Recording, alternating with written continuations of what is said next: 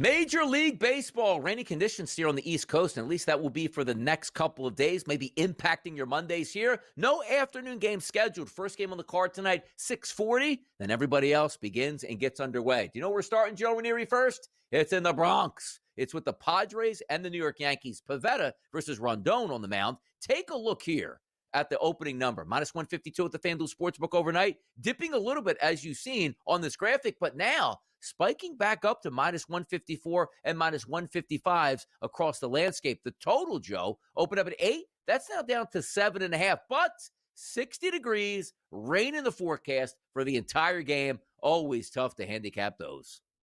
It is. And listen, Pivetta's been great in the National League. He's been great for the Padres. But the problem was when he was with Boston in the American League, the Yankees absolutely destroyed him. And I get it. They're on a 5-game winning streak, but they just beat up the lowly Pittsburgh Pirates. The Yankees dropped 2 or 3 to Tampa, but they got their ace on the mound here in this one. And I give the edge to the home team. I agree with the line move to the under as well here, Donnie. I mean, Rodon's only given up 3 runs over his last 19 innings here. And, yeah, I like the spot for the Yankees to be able to bounce back and get game 1.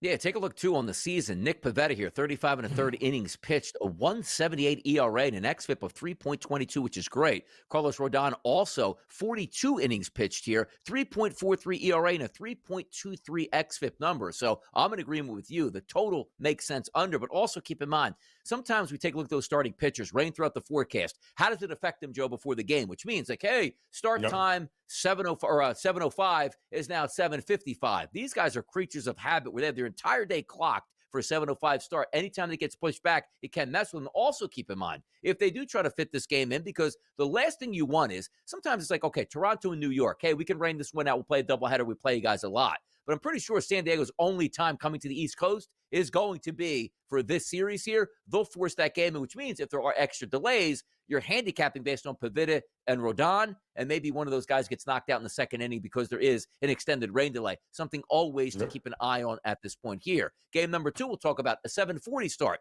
9:55, 9:56. That is Raup versus Boyd. That is the Giants taking on the Chicago Cubs. This line opened up as a minus 142 price, but now, as you see, minus 152 and higher, as high as 162 at some other outlets. The total also low, Joe. Open up 7.5, and you see the graphic still staying at 7.5 in the Windy City.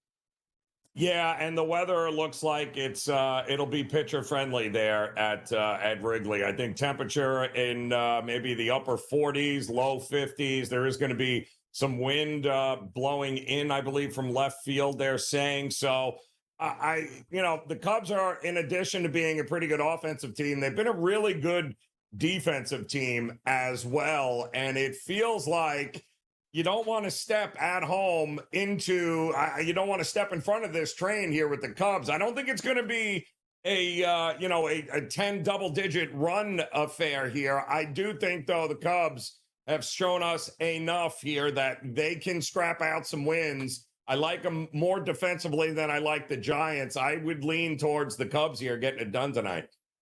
Yeah, I like the Cubs lineup, man. It rakes. The middle of that lineup doing very well at this point. Take a look at Landon Raup. 30 innings pitched on the season. Here's the interesting part, right? You see the ERA, like, ooh, Cubs can get him, 5.10. But that xFIP number is 3.50. His expected ERA from that 5.10 is 3.31. So maybe getting a little bit unlucky here. We'll see what happens. But as you know, you see the 7.5, and it's not as if it's like, Chris Sale, Cy Young going up against Roger Clemens, Cy Young. That means the wind is not at an advantage today in the Windy City. We'll see what happens there. Nightcap out to the West Coast here, Arizona, and that's the New York Mets, 959, 960 on the rotation, 940 start tonight. Roughly a pick 'em. Open up at minus 116 as a favorite towards the New York Mets. Still sitting around that price point here, but here we go. A 9.5 total still sits at 9.5. It's Canning and it's Nelson, and the Mets looking for a bounce back. Yeah, they need a big bounce back as they got swept in that doubleheader and lost their second consecutive series to St. Louis there. So back-to-back series losses for the Mets, back-to-back one-run losses yesterday. Now they got to travel to Arizona, take on Griffin. Canning is going to be on the mound for them to try and stop the bleeding here. This feels like an over game to me, Donnie. It feels like we should probably expect some runs. The Mets are raking. They left a ton of guys on base in that doubleheader yesterday. Arizona getting a little healthier in that lineup.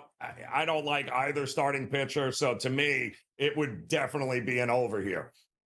You know what the interesting part about this is too, because if you look at the pitchers on the card, right, like Ryan Nelson, 17 innings pitched, which isn't a ton. His ERA is 5.82, but he's the best Yep. xFIP guy on the card at 2.50. So it's one of those where, again, you take the old school analytics and say to himself, which were ERA, which wasn't predictive, is what happened. Like, man, this guy should get cracked. But apparently, the 2.50 xFIP is elite at this point. Griffin Canning, on the other hand, he's got a 2.61 ERA, which is very good, slightly higher xFIP of 3.56. But again, there's a reason why it's like, oh, two pitchers with great xFIP. Yeah, this line should be 8, not 9.5 here. And also, as you pointed out with Arizona, going up against right-handed pitching, it's one thing they do extremely well. It's hit right-handed pitching. The first 5 guys he anticipated in the lineup tonight for Arizona, Corbin Carroll, 436 weighted on base percentage. Ketel Marte just getting back in the lineup, 434 weighted on base percentage. Pavin Smith, 454. Naylor, 406. Suarez, 363. And then the bottom half of this lineup, Alec Thomas, 333. Perdomo, 350. And Ryan Nelson, again, only one at bat, but it's still at 890, which means he's doing some damage at the plate. These are two good-looking lineups here, which I'm with you at that point. Roof, by the way, 65, 66 degrees at first pitch. So maybe we get a little bit of that atmosphere in there, which will help the ball carry as opposed to the humidor. They like to keep it when that roof is closed. So I'm with you. We might be getting runs tonight. But how about the Mets, though? Are we a little worried about the Mets here, Joe Ranieri? Riding on their high horse, lose a doubleheader to a lowly Cardinals team? Tough one. Yeah. That was a rough one yesterday. And, also rough. Sometimes you'd rather be lucky than good. Keep in mind in that second game, Juan Soto had a 3-run homer robbed as the center fielder went over the wall to catch it. Yeah, and that game should have been Mets, but nope, didn't work out. We'll see if they have any better luck tonight in Arizona. Nothing worse than that, too. Like, let's just say you did bet a Juan Soto home run yesterday. It's like you didn't know what happened. You saw the highlights. Like, oh, come on! You stole my money. Major League Baseball next. We'll be right back. Right back out of here in hour number 3, talking some Major League Baseball. We have 3, 6, not 10 total games on a Monday. Can't say no to that. Doubleheader in the NBA, which we're going to get back to in just a moment here. But also, one of the more intriguing teams in Major League Baseball right now is those Sacramento A's playing above 500 baseball, hitting the baseball. My guy Soderstrom at night-to-night basis. Rooker, you got it there. Butler. It's a fun team. We'll handicap that game next. 963, 964. 10:05 starts tonight, West Coast. Seattle and the Athletics. This line opened up as a pick'em. You see that card? Roughly still a pick'em. The total of this game opened up at 9. Most outlets still sitting at 9 across the board. You look at that, no real favorite, decent price point. They're in Sacktown, which usually means runs here. What are we going off of tonight between Oakland/Sacramento and also Seattle? Well, the problem is this is absolutely awful for the A's as far as scheduling goes, because they just played a weekend series in my neck of the woods in Miami. Now they had to hop on a plane after that late afternoon game yesterday. They got to travel back to Sacramento, and now they got to take on the Mariners, who just saw their 6-game win streak get snapped yesterday by Jacob deGrom. Usually, teams traveling all the way from the East back west, they get that Monday off. But the problem is they share a stadium with the minor league organization, and their games are always Tuesday and Sunday. So there's going to be a number of games where Oakland's going to have to travel all the way from one side of the country to the other with no rest in order to play on a Monday. Severino has been an absolute gas can at home at this ballpark. He gives up home runs left and right. He's been great. He's been real dominant on the road, and give credit to this Athletics team. They've been very good on the road here, but it just feels like this is a big ask for a young team to have all that traveling, close games all weekend here in Miami. It screams Mariners, but I ain't trusting the Mariners either. I'm only going to bet it in the first 5 here. I'm going to take Seattle in the first 5 for this game.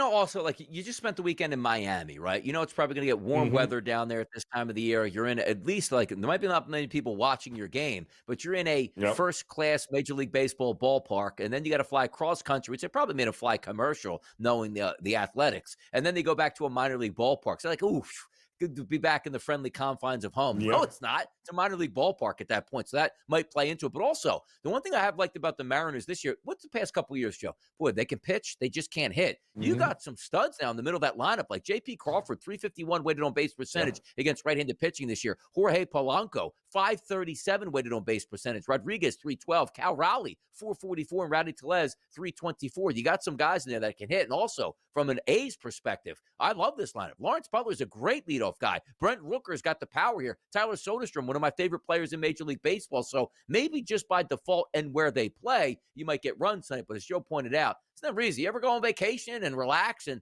have just a normal flight home, but I'm exhausted the next day. You're going to get that, jet lagged and all, for the Athletics. We'll see how that plays into it. Another game we'll talk about, 7:40 p.m. tonight, 969, 970 on the rotation. That's Houston and Milwaukee. Blanco versus Myers. The line, roughly a pick 'em again today. Open up at -118. You see the splits now on the graphic, -112, -104. The total open up at 8.5, still continues to stay at 8.5. Some competitive games we're handicapping today. Houston, Milwaukee, in Milwaukee, Joe. Yeah, I kind of like in Milwaukee. I liked them yesterday to not get swept by the Cubs. They are home again, and I like Tobias Myers. I really do. I think the guy's got underrated stuff for sure. And Blanco, not somebody that I'm going to trust to go on the road here for this Houston team and get it done. And call me crazy, I don't trust necessarily this lineup of Houston either. They've been beat up, the Brewers, but that was a big win yesterday for them. And I think they have a big pitching advantage with Myers on the mound here. So I'm looking to back Milwaukee to get it done here tonight at home. Yeah, take a look at Tobias Myers on the mound. 20 batters. Doesn't have a lot of, I shouldn't say success, a lot of action here from right-handed side, but 20 of those batters, an O ISO and a 295 weighted on base percentage, a 168, which really works out. Lefties he's struggling with, but that's the key here. In the lineup tonight, only one projected lefty there for the Houston Astros. So even if Myers is struggling, I can't pitch to lefties. Hey, look at that, man. The right-handed batters certainly aren't doing any damage. Maybe that's a plus. Ronel Blanco actually struggling with lefties as well. But you see the lineup tonight. Turang's a lefty. Yelich will be a lefty, as well as Bowers, Collins, and maybe somebody else if they get put in there. So I am also leaning towards the Milwaukee Brewers tonight in this game in Milwaukee. We'll see how it plays out.